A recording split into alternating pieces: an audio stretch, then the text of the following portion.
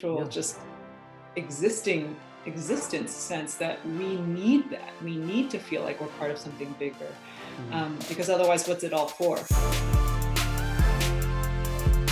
How did you discover how healing and how wonderful this water and being immersed in water is? Like, that's the way you write about it is just like it's poetry and beauty, and like I'm just I can feel you like in the water as I'm reading.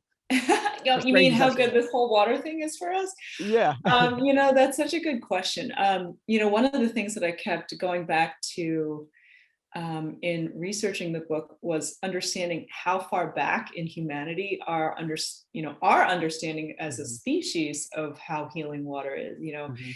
Even though we didn't know the science behind it, the Yeah. ancient Egyptians, the Chinese, like just Mhm, all of these ancient civilizations had all of these rituals around bathing and cold plunges, mhm. like hot seawater baths, all these like Yeah. the Greeks and the Rome, they had crazy things that they did. And I think what they really understood is that it felt good. Yeah. It felt healing. It felt like a salve in many ways, both mind and body. And Mhm. what we are understanding at this particular phase Yeah. of humanity's development is that we understand certain changes happen physiologically and also Mhm. psychologically when we are immersed in water, and different temperatures, different Yeah. mineral content of water, Yeah. and I think that's fascinating. It's just like one part of this long arc, this long narrative of our relationship with the water and with swimming. Yeah, I've got this, really good friend. He's probably in your circles because he loves being in the water. His name is Dean Hall, Mhm. and he's huge into cold water immersion. Actually experienced a total cancer remission while doing cold water immersion, Wow. up in the I think he's up in the Oregon area. At least that's where he Mhm. spends a lot of time. Mhm. And I hadn't thought much about how impactful water can be. I, for one, I just enjoy the water when I'm in it kind of Yeah. scenario. Yeah. Like I just Mhm. it's like a zen place for me. Yeah. But to hear him talk about it, I had never thought about the temperature of the water mattering, whether or not it's got its own flow, if it's stagnant. Like, Mhm. talk to us a little bit about like what you learned about water and how it relates to honestly, our spirituality in many respects. Like it's crazy. Yeah, well, I kind of want to get back to that just healing. You know, One of the central stories in Why We Swim is Kim Chambers, right? So she Mhm. is now a world record holding marathon Yeah. swimmer who swam from the Farallones to San Francisco, right?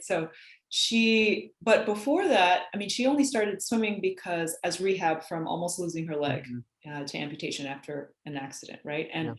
And, she talks so profoundly to me about how when she started to learn how to walk again, it took her Mhm.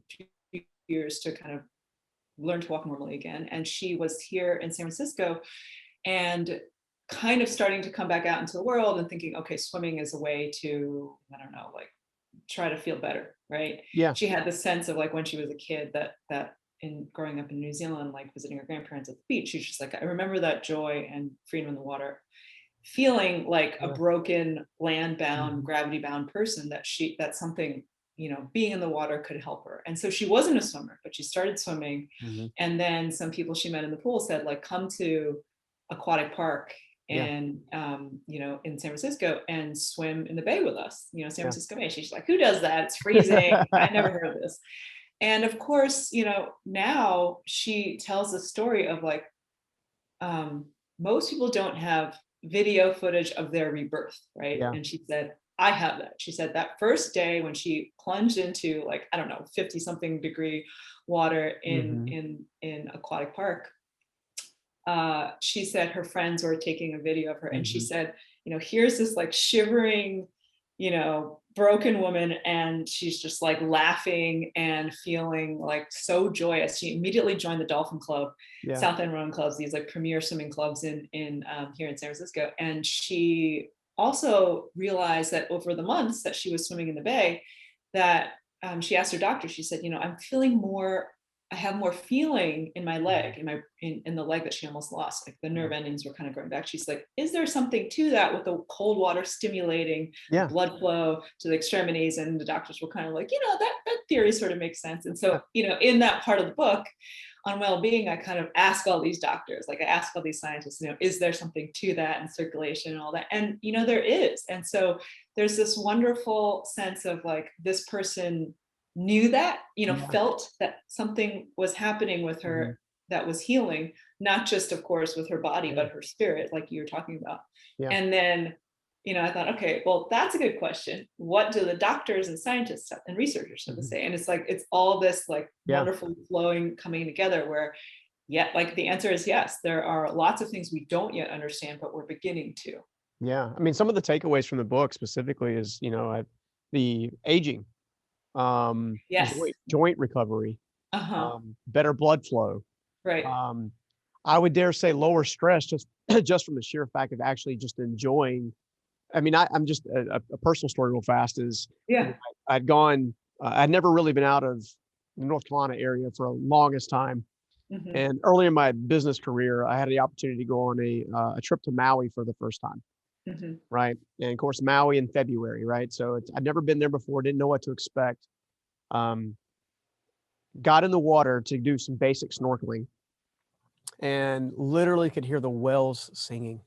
It was the most beautiful sound to this day that I have ever heard. And knowing that the whales are miles offshore, it was like I had earbuds in my head. And I wanted to stay under the water for as long as I possibly could, just because it was so harmonic and so beautiful, And I think about stuff like that. And a lot of times when, if I go to our beach obviously on the East Coast, or if I'm heading to a lake or something like that, I love the water. I mean, my wife would say, I hop in no matter where we're at. And when I started hearing you talk about the science behind why we're in the water and why we're swimming and all this kind of stuff, I was like, that makes so much sense. Right. That's why I can't stay out of the water. Right. Can I just tell you that story that you just told about the whales? I was picturing you having like this direct line, like on the phone to the whales, like just like dive in and just, listening to them chatting, it's like a party line, It was, it was an incredible experience. I've mentioned it before, doing various keynotes that I've done, when I'm talking about the power of just, wanting more, desiring more.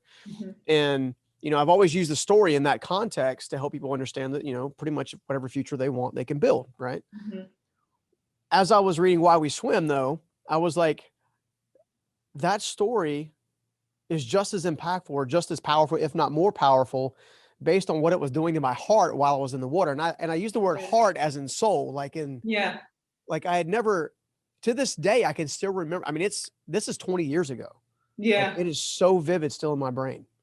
I mean, I think that what I hear when you're telling that story is, okay, not just the buoyancy and just the feeling of like how it feels good, right, physically, but that you're somehow, it was you receiving spiritually that you're, the connectivity in the world, which we don't, we feel connectivity in a different way, right? So oftentimes that's like a barrage of like media and technology and all that. But like what you're describing is this very elemental, like in all of the senses of the word, of not only being outside of what your normal comfort zone is, which is on land, right? Just because that's who we are as human beings, but to go into this, what I love about water is that it's this instant portal into like an alien environment. It so much is. Oh my gosh.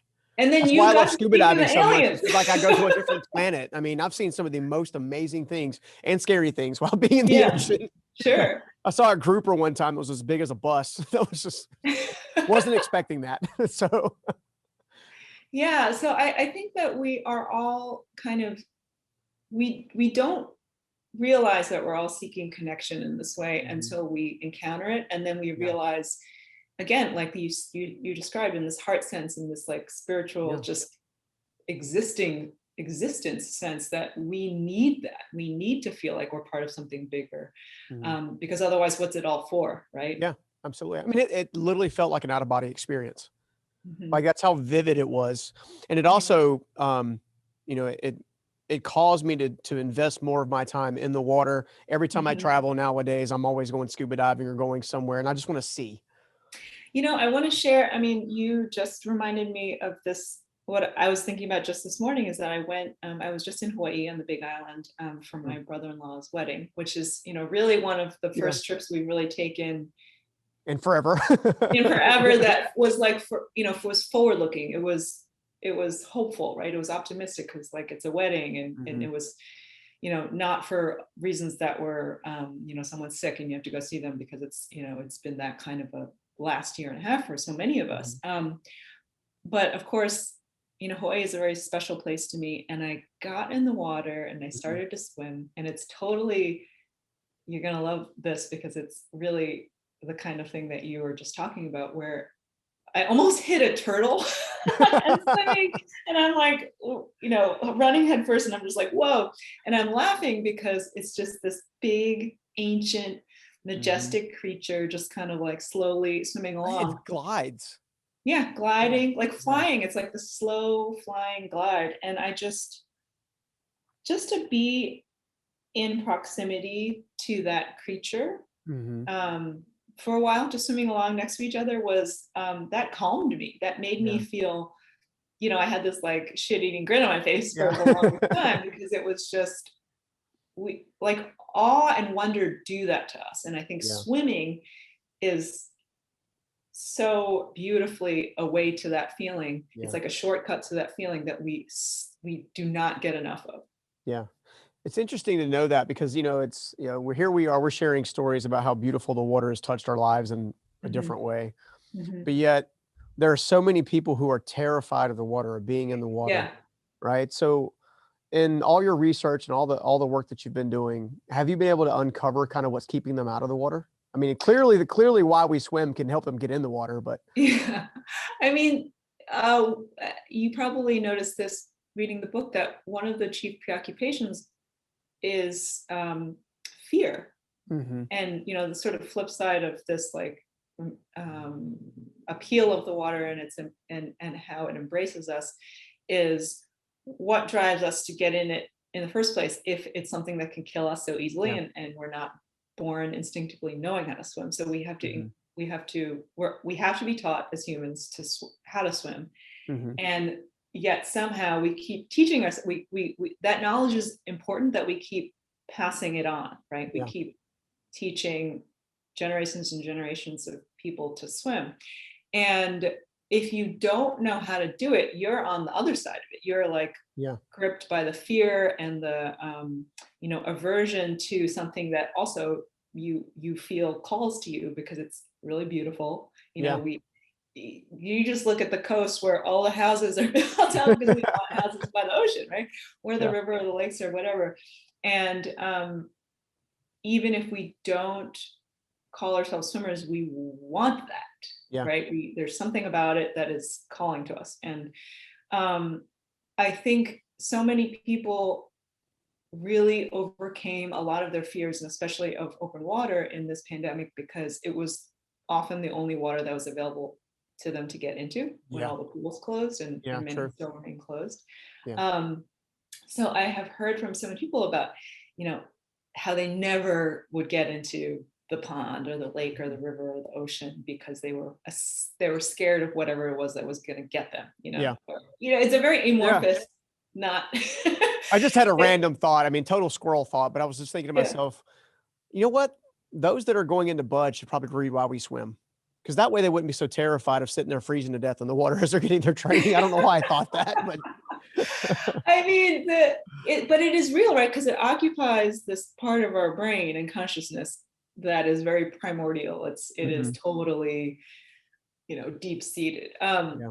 But I think one of the biggest things with overcoming that is learning how to relax in the water and like Mhm. let the water buoy you, and to work with the water and float. And I think the fighting of it is what gets people panicked, and then the Mhm. breathing, that they don't know yet how to relax into the water and let the water support them, and how that's the key to actually becoming a good, comfortable, and efficient swimmer, is to Yeah. actually not to work so hard and like, muscle your way through it. You actually have to give yourself over to it. And I think that's super hard. I mean, we sound like a therapy session. This is like a quiet therapy, right? Well, But I mean, it's but totally that. that's the reason. I mean, the reason that I think we kind of headed down this path is because it can be such a beautiful experience. Mhm, But water is one of those things that you can't push against it, right? mhm. If you push against it, it absorbs you. However, if you flow with it, it can take you, like take you to a good place, not necessarily a bad place. Yeah, yeah, It has so many different attributes. What was it? Bruce Lee said once that it goes into a cup, it becomes the cup. But it's strong enough to penetrate rock. yeah, I yeah. forgot. I'm not. I totally jacked up his quote, but that's But what's it's the coming in whole my be head. water thing. You have to Yeah. kind of, it has the power, yeah, to like erode and carve out through, granite, Mhm, and yet it's soft. It mhm. can be the thing that buoys you up, but it also can be the thing that sinks you, right? So Yeah. it's a very compelling metaphor for all kinds of ideas, and I think that's what is so fascinating and alluring about it, right? Yeah, absolutely. Well, I'm gonna mess this up, and please don't tell your friend to get mad at me. But Gulf with Lunderson? No, how do I say his name? You Yeah. you know it's coming. You knew that. I know it's coming. It has to come. We had to talk about him. I'll let you share bits and pieces of the story as you see fit, Sure. but that is such a it is one of the it's still one of the stories that really sticks out in my head. Mhm. Um, Partially because obviously going through the very things that he went through, and then feeling like you're getting taken advantage of, and then opening one's heart again, and stuff like that. Mhm. I resonate with that a lot, right? Because Yeah. I'm one of those people that have been burned by various things throughout the course of my life. Um, Talk to us a little about his journey, because it's a beautiful story, and I know it's how you ended up in very cold water. So Yeah. So you're talking about the story that opens the book, and of course, in so many ways, it had to be the story that opens the book, right? yeah, It's about this Icelandic fisherman named Gudlaugur Frithorsson. I And had it totally wrong. Dang, I was trying.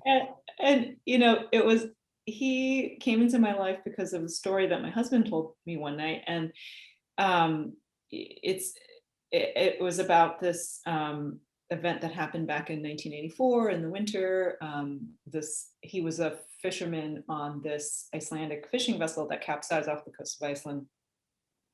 Everyone died except for him, and how he Mhm. survived is that he started swimming, and he swam 6 hours, 6 kilometers, freezing water, 41 Wow. degree water. Basically, you and I would have died in Oh 20 yeah. minutes, 30 minutes, max.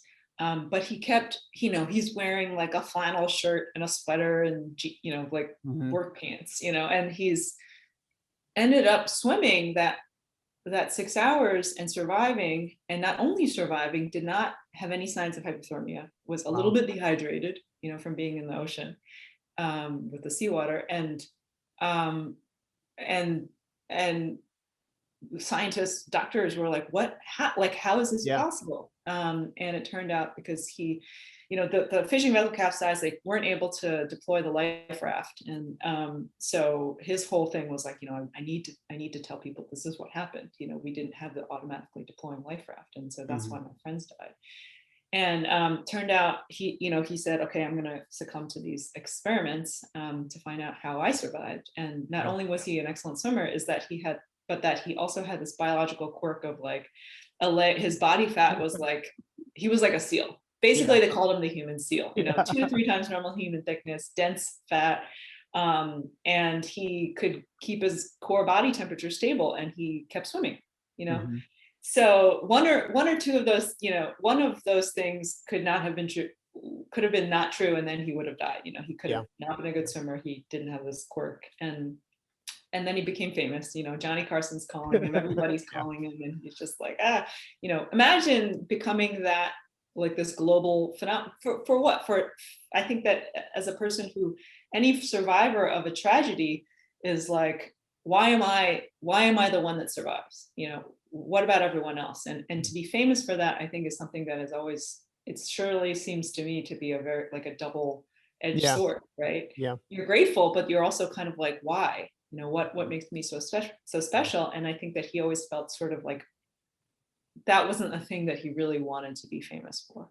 Yeah. And but again, like he did want to publicize the need for, these self-deploying life rafts, and then Yeah. became like this mandatory thing on all Icelandic fishing vessels. And so that was a change that was a promise he made to his friends, right? And then you want to live your life, and he kind of he was very private. He lived in a small town on a small island in a very small country, and that worked out for him. But people would come calling, like, every once in a while. I mean, I wrote to him for a year, not knowing if we were going to ever meet. Like we were pen pals for a year. And once I arrived on the island and actually did meet him, and then I understood, he said, Yeah. oh, there's a French film crew on the, like, now they're doing a documentary. And then he would get these phone calls from, like, Japanese news media was calling. I mean, it's just like this international phenomenon. I mean, I was just telling a story about how my mother-in-law, who's a nurse, she remembers reading about his case in a medical journal when she was in nursing school. That's crazy. I mean, crazy. Yeah. And so he is someone who has achieved this sort of like mythological status, is an Icelandic hero, and a symbol of survival resilience, because obviously, like, you and I are talking about this because his story is incredible, but also, what does it mean to us? Like, why are we so enamored with that? We love stories of survival. We also love knowing that someone could achieve something that's impossible. Yeah. Because it also reflects back on us, like, what can we do that we don't know is possible? Yeah. Right. And then, of course, swimming and all this, like, there's mythology around half seal, the Selkies, half human, goes back to what mermaids, it's this whole thing. We love that kind of, the porousness between states, and this lovely idea of, like, what, when I was a kid, I imagined, I was like, maybe I'm a mermaid in the ocean, it's like, we love to tell ourselves stories about these things because we love to exist in these places that are, not quite possible. Well, I'm a little selfish in this too, because I discovered through Ancestry that apparently I'm got quite a bit of Norwegian bloodline or Icelandic. Oh, really? Yeah, so that's where the light eyes come from, apparently. So to me, I was reading about a hero, kind of. I know that's the furthest thing he wanted from that, but no, I think it's encouraging. It's not only is it the will to live and the underdog story and all of that. I think some of my favorite parts about that is actually the relationship you guys built as friends. Yeah. And the genuineness behind this man. It's almost like with the glitz and the glamour and all the reporters and all that stuff on the early onset, they forgot the man. They sure did. Yeah. They did. And not because of any, I don't think it, not because of malintent by a journalist or a writer or a, magazine or newspaper that would come to find his story. I think, again, we are all, any celebrity will probably tell you that sometimes that doesn't feel true. I think in his case, it was like people really wanted to know something. Maybe they didn't know what they wanted to know. And what I wanted to do, again, selfishly, because I also was like, so I'm really taken with the story, and I didn't really know, what he would tell me, of course, but I knew I wanted to hear from him. That's selfish too. Like, I wanted to be the person who, and I thought, because I was asking him about swimming, like, because it was about this larger story of swimming and that he was a part of it, I think that's why he felt that, he had something to say. And also I asked him, why he did end up saying yes to meeting me. And he said, well, it's because, I think because he said, I always knew I was going to meet you. And I said, I didn't know you were always going to meet me. And I said, did you pay attention to the emoji? I mean, Yeah. And he said it was because, I guess he was reading something in what I wrote to him when we communicated that let him know that he felt like he could trust me, which is like the biggest compliment I could ever receive, is that something that I said made him understand, that I that I had that I had the best intentions and wanted to hear from him as a person, that I Yeah. was a person who The was interested in him genuineness. as a human. Yeah. Yeah. But that's, that is, you have to trust someone, and you have to kind of trust that they are, who you want them to be. Yeah. Right. Yeah. Yeah. I Yeah. love it. Well, the other thing that it's stood out to me specifically, well, not specifically, just in general. And there's, like I said, when I started this conversation, I was like, there's so many different directions I want to go. Is this essence of different cultures throughout the world. So the United States culture is very different from the Norwegian culture, very different from the Japanese culture, very different from really any other nationality as it relates to water and swimming. Mhm. And that was pretty profound for me. Mhm. I always took for granted, the fact that I can get into a pool or get into a lake or whatever and swim. I never thought about there actually being entire subcultures or cultures around water and swimming and Mhm. and the properties that go with it. That was pretty Mhm. profound. How did you discover that? Oh, you mean, like, for example, the sea nomads in Southeast Asia, like that, like Yeah, the yeah, stories there's I grew up. yeah. Yeah, like, just how did I find out about it? I just tried to cast as wide a net as possible, Mhm, and it really was my desire to tell global stories about swimming, not just mhm. I mean, like you said, an American centric, Western centric story, because I think I have and I can bring to it the perspective that I have as being like the child of, two people who met in a swimming pool in Hong Kong, like that's my That's story. Like, another I one of was my born favorite in New stories. York, but my parents, were, um, they met in Hong Kong and they immigrated to the US, and, Mhm, and I grew up, and I was born in Flushing, New York. And, mhm. that's my origin story. Yeah, And so I can't help but kind of tilt towards, um, and have an interest in yeah, where swimming, what kind of,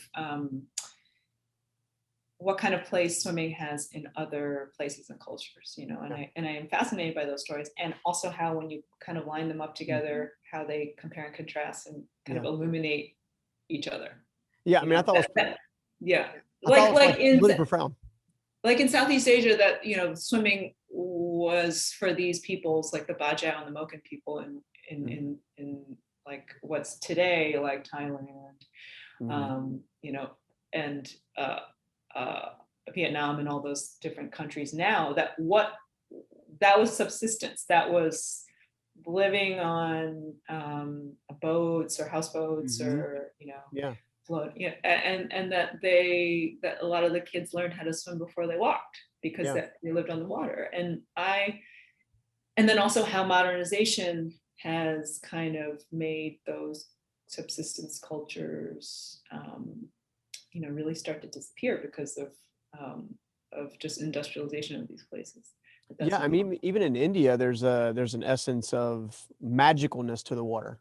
Mhm. There's a lot of, anyway, it's just, it's really like, I just found it profound because it wasn't something that I had thought of. Like, as strangely as it sounds, it actually awoken me to other perspectives, other opportunities, and I wasn't Mhm. expecting that. Right? I'm so glad. Yeah, I That's wasn't expecting that. job done. Boom. Boom, drop the mic. We're done. All right, see ya. Yeah, right. Peace. Now, the other thing that I took away, and that I thought was really special, was the vulnerability that you shared about how water, in many respects, kept you safe emotionally and spiritually, when it came time for your parents to maybe kind of go their separate directions. Yeah, I mean, I'm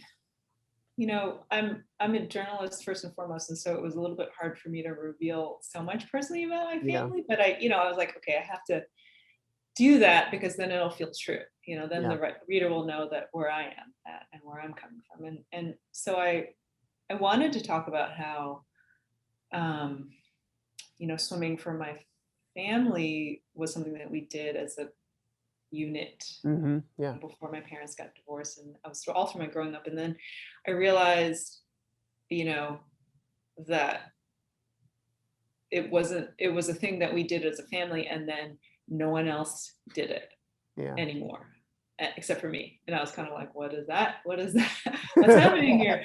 And because I have, it's a story that I tell about my life, right? So it's like swimming has buoyed me through my parents' divorce and like certain people I love Yeah. dying, and we and being sick, and miscarriage and all these Mm-hmm. sickness and terrible things. And um, I know that it has helped me through a lot of these difficult times, and get through the other side of difficult years. And I know that it does that for other people as well. And I think to share those stories is to let other people know that they're not alone in that.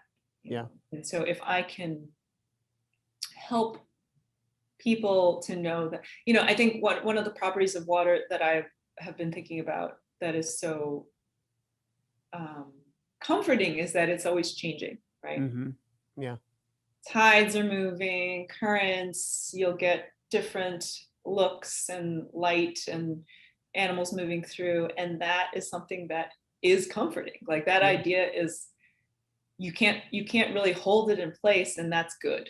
And Yeah. so even bad things will pass away and good things will come and take their place. And I think that water kind of does Yeah. that for us. It's cleansing too. It's Yeah. buoying. It's all these really good Well, things. and that's why I wanted to mention it too, because one of the things about vulnerable or transparent stories that I've always appreciated Mhm. is how oftentimes the person who has the vulnerable story to share takes them for granted, but how special they are to somebody who's listening. Yeah. And I found that in and of itself to be magical. For all we know, there's a young man or a young woman watching, essentially right now, and by the time they actually get the recording of this or listening live, who's going through a tough spot, Yeah. and then maybe has their own like water element in their life that kind of was like an aha, and they forgot about it, or it kind of like Yeah. escaped them, and then Yeah. they're like, "Ooh, yeah, I haven't been in the water." And then they go in, and then they kind of go into what I refer to as the replenishment zone. I'm huge into Yeah. finding your replenishment zone. Yeah. For some people it's water, for some people it's nature, for some people Mhm. I'm a notepad and a pen kind of guy. I like to reflect, Mhm. and kind of go through that scenario. And to me, that's one of the things that the book reminded me of specifically, and the journey reminded me of, is this all these various stories and how all these various stories interconnect, but really kind of give one truth, which is water is special. And if Mhm. you'll kind of work with water, you get to enjoy the special kind of. Yeah. Yes. And I think that it's not that it's going to fix everything for you. It's not like it's going to magically heal you, but it will help you get there. Yeah. It will help you to remember. Again, it's such a multifaceted, all of these words that we Yeah. think of, like floating, buoying, cleansing, flow, Yeah. all of that stuff is part of it. Yeah. And of course it's hard to hold, right? So the book was in many ways difficult Mhm. to figure out, as before I started writing it, to see like what form is it going to take, because it is slippery, Yeah. right? It's like something is changing form. And then actually what happened was that I understood, oh, that's part of the book. That's Mhm. like the fact that you can't hold it, that you see it in all these different moods. Let's Yeah. talk about that. Let's Yeah. understand that we can't, it's like this weird paradoxical substance that like holds us and yet we can't hold it. it's Mhm. it's weird. And I think that that's part of the magic. That's part of the thing that we want to be a part of. And kind of takes us outside of our Yeah. head, because it's like, again, so weird, like, and Yeah. wonderful. Well, I mean, it creates space. That's Yes, that's the word that keeps coming up, is it creates space, and that's whatever a that's wonderful way to think yeah, about whatever that space is, the water kind of flows into. So it. if you're in the emotional persevering journey, and maybe you're going after, maybe you're competing and you're grinding it, and it's part of the achievement cycle, it fits into that box. Or if you want to call it a box, it fits into that. Okay, I went through a very difficult time in my life. I'm just going to get in there and soak. It fits in that box, right? It Mhm. fits in so many different places that the word that keeps coming up in my mind as we talk is the word space. It just creates Yeah, space. yeah, yeah. And It how often creates are a we not kind of doing space. space? It creates a space, and then can flow into the space to fill it, Mhm. whatever the shape of the space is. Mhm. Exactly. I Yeah. have kind of a strange question. But Hit me. why is the breaststroke your favorite? Oh, well, actually, okay, so I'll answer that in one way, and then I'll tell you something else that I was thinking about this morning on my swim. The Okay. breaststroke was my favorite because I was I was good at it when I was a kid. Okay, so now we're cheating. No, Yeah, I'm cheating. And also it is a little bit weird because you kind of have to slow down to go fast. I mean, I talk about this in the book, but it is weird because it's not like the churning of like freestyle. You have to have a pacing and a rhythm that allows you to glide. And if you cut short the glide, then you actually go slower. And so I find that really interesting. it's a metaphor for life. It's a metaphor for life because, like I said, I'm not a patient person in the book, and it's true, and it is a good exercise in being patient. Yeah. And I've found that I'm much better at being slow now that I'm old. Now that I'm aged into this zone of, I'm okay not going super fast because like my neck kind of hurts, but just and this morning when I was swimming, I mean, I love butterfly because it feels and it's so beautiful. Like, but that's a lot of effort. It's a lot of like it requires a lot of effort to kind of like propel yourself out of the water down. Mm-hmm. But what's interesting about your question is that one of the things I learned when I was researching the book is that butterfly, because you think butterfly seems so hard, why would anyone invent the stroke? Mm-hmm. It came out of breaststroke. Did it really? Yeah. So breaststroke, some people kind of started to experiment with taking their arms out of the water instead of pulling underneath the water. And so, of course, pulling your arm out of the water and then doing the breaststroke kick, the frog kick, is faster. I mean, it's stronger. You just have like a bigger arm motion. And then people were kind of like that. Well, that's not fair. It's a different stroke now. And so that's how butterfly kind of evolved from breaststroke and then became its own stroke with the dolphin kick. Oh, isn't that interesting? That is very interesting. See, I like all these new ahas, and that's not in the book. At least I don't read it anyway. But I do. I mean, I like those. I love all the strokes. I mean, freestyle, I think now you're really making me think about why I didn't like freestyle when I was a kid. It's because I was slow in freestyle. See, I'm being vulnerable with you and saying I didn't like not being good at a thing. Type A. Oh my gosh. Well, there's so much, there's so many takeaways.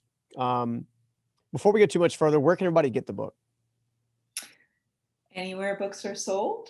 I love to put in the, plug for any local favorite bookstore near you. But really you can get it anywhere. Well, and it's definitely a book you should read. Yeah, for sure. I'm enjoying it quite a bit. I'm in full transparency. I'm about 80% done. So I have a little. Well, you have the flow state to get into then. That's right. No, but it was, I wasn't sure what I was expecting, but I got more than I was expecting in a good way. Good. You know what I'm saying? Yeah. So that's cool. I'll take it. And then you brought in some Japanese stuff and I was just like, I used to want to be a ninja when I was a kid. So, so in fact, the Japanese teaches that swimming in freezing water cultivates perseverance, submergence leads to patience, and diving fosters bravery. Yeah. I mean, I have to say, I'm so glad you mentioned that because I love that we're going into the Tokyo Olympics.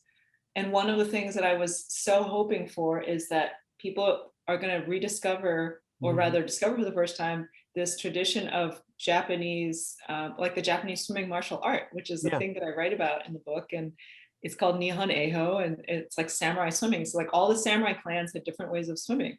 And that's so cool. Like, it is really cool. I didn't know how to, I was scared to pronounce the word. So I didn't want to mess it up.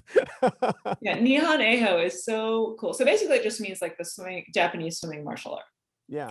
And there are all these, like, just imagine all these samurai clans in different parts of Japan protecting like from the ocean or like, across a lake, like defending from enemies approaching the piece of land they're protecting. And just picture, a samurai in full armor, like treading water silently, with like 30 pounds of armor, and then like shooting arrows. Big male in his hat. Yeah. It's so cool. And you could watch this on YouTube. So after you listen to us, you can look this up. I'm telling you. And you should. because It's funny. I want to ask you, as an author myself, I feel like certain works call you to them to write. Mhm. Is this one of those cases? And if so, why or how? Oh, absolutely. I love that you asked that. I think so. My last book was a book about American Chinatowns, and that in a very linear way was how my family came to this country through New York and San Francisco's Mhm. Chinatown. So it was like this personal relationship I had with place, but also with like generations of people coming through, and what is this fascination we have with these neighborhoods, right? How are they Mhm. changing, et cetera.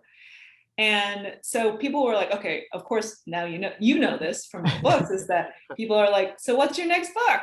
Yeah. And I kind of like, I Yeah. don't know. And so for years I thought, well, another thing that I really love and have a personal connection with is swimming, but Mhm. what would that book look like? So I started to think about it.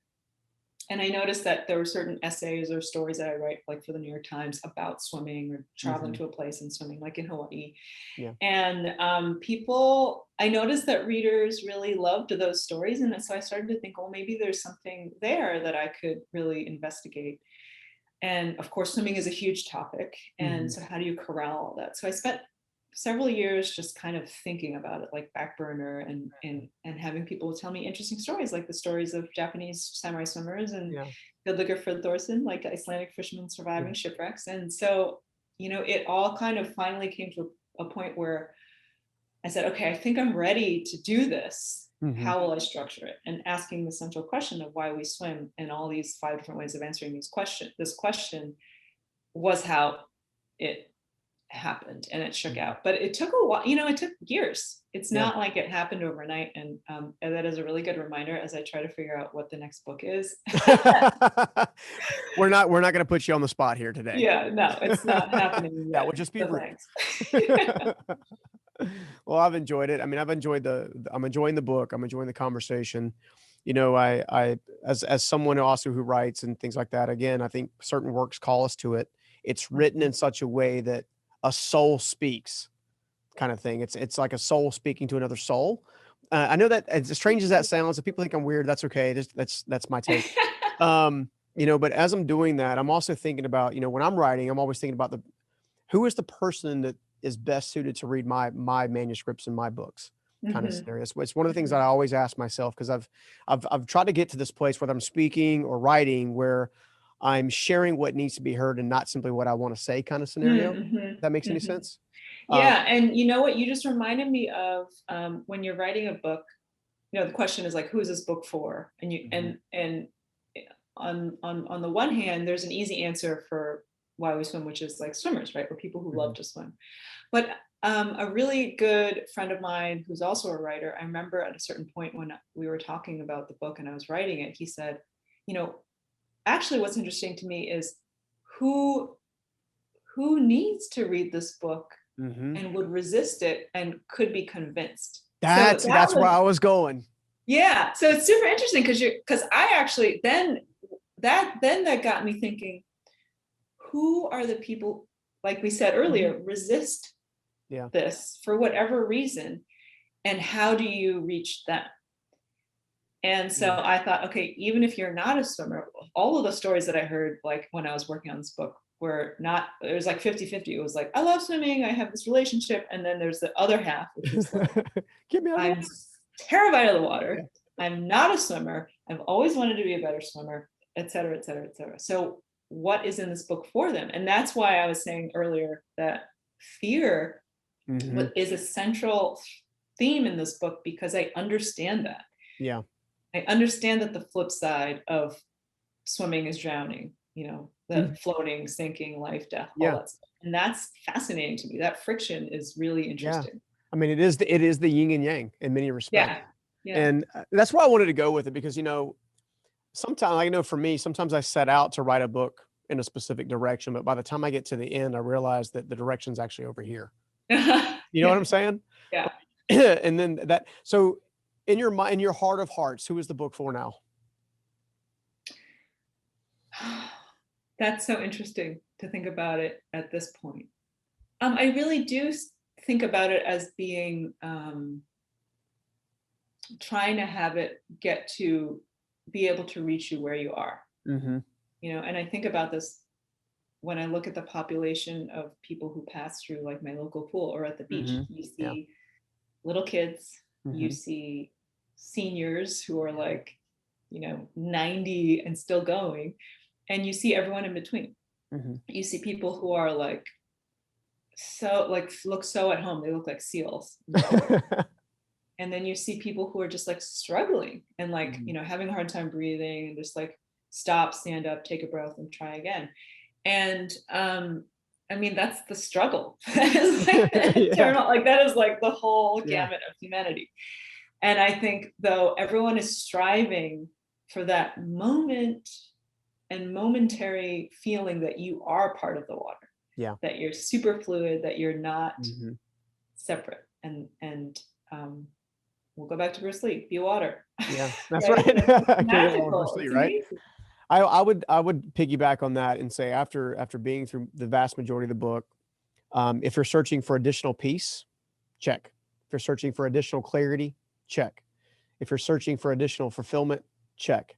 If you're searching for a way to replenish, check. I say all that to say thank you for writing the book. Because it is a beautiful work of art, and I know it's going to help a lot of people. It encouraged me, and I didn't even know I needed encouragement.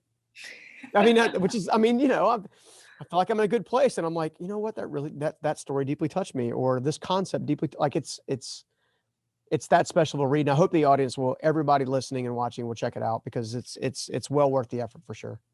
Thank you. That means a lot. Awesome. Well, I've enjoyed our conversation. I hope you have as well. Absolutely. And when you do finally drop the next book, call me up. Yeah, right. As soon as you drop the next book, whatever that might be, on whatever subject that might be, you know, consider this place home. Thank you. All right, Bonnie, take care. If you love that interview, go ahead and check out this next one right here. You stack the decks in your favor by creating systems that make it easier and easier to do the things that are essential so that we can do them consistently and end up where we want to end up with having lived an essential life.